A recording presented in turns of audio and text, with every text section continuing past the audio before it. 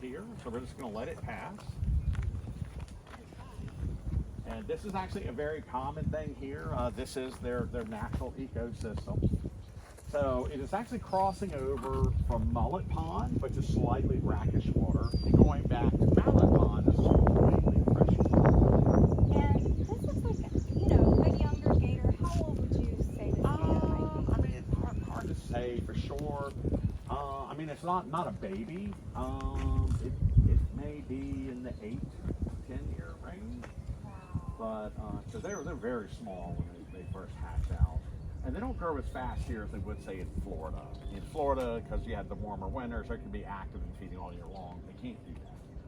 Very good to know. And I know we learn a lot of safety tips around gators, especially when it comes to not feeding. Right. You the never want to gators. feed an alligator because alligators have a very small brain. They cannot comprehend the idea of a gift. So if you start feeding an alligator, you're literally teaching it that people are made of food. It thinks it's eating parts of your body that are falling off of the water. And that's not something that you want to train an alligator. Absolutely. The other thing is, be very careful walking pets near wetlands, which is where natural alligators are naturally going to be. Along the Grand Strand, any freshwater pond or marsh may have a resident alligator. So you definitely, especially wouldn't want to walk pets close to the edge. Very good to know. If they're trying to cross the road, don't get in the way, let them cross. Don't kneel down trying to get that better photo. When we're adults, humans standing up, we're way too big for us to be thought of as prey. But if you kneel down, you dramatically increase your size from the alligator's point of view. You don't want to fit into that array of prey items.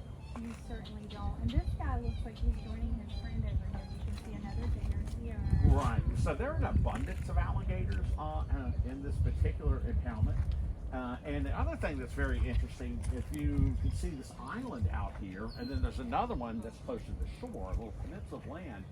Those birds, egrets, herons, and hingas, they are actively nesting right now. And the whole reason they're nesting here is because of the alligators. The alligators are the ultimate in home security. If a yellow rat snake tries to swim over and eat your eggs, the alligator's going to eat it. If a raccoon tries to get over and eat the babies, it's going to get eaten by the alligator. Now, of course, the alligator's going to eat any chicks that fall in the water, but if you're a bird, you're nesting way up in a tree, and your chick falls out of a nest, it's a goner any way you look at it. The benefit of having the alligators here for home security is huge. In fact, the wading bird biologists have said that in South Carolina, that is the #1 success factor for the birds having successful nests, hatching chicks and raising young. There's also 2 bigger alligators going nose to nose right over you here. can see them over by that I'm not piece sure of how that's land going to turn in out. the middle. Goodness. Yeah. And just noticing the abundance of boats in this area. There are If you a look lot here. beyond this little I island see in them the middle, close. we see so many birds back in the back. So they really got the right idea in having that home security. Exactly. Yeah. For people that are coming out, Ranger Mike, what advice would you give them as they see these gators so up close, just like we just did on live? Just make sure you give them plenty of room. Okay, you don't want to be in their way, and you don't want to get close enough that you're seen as a threat to them. You don't want to be perceived as either a threat, or you don't want to be perceived as a possible food item either. Yes. So just make sure you're giving them the right of way. You don't want to walk down to the edge of the water. You don't want to be wading in the water. And like I said, if you got pets, make sure they stay on the path and are leashed at all times.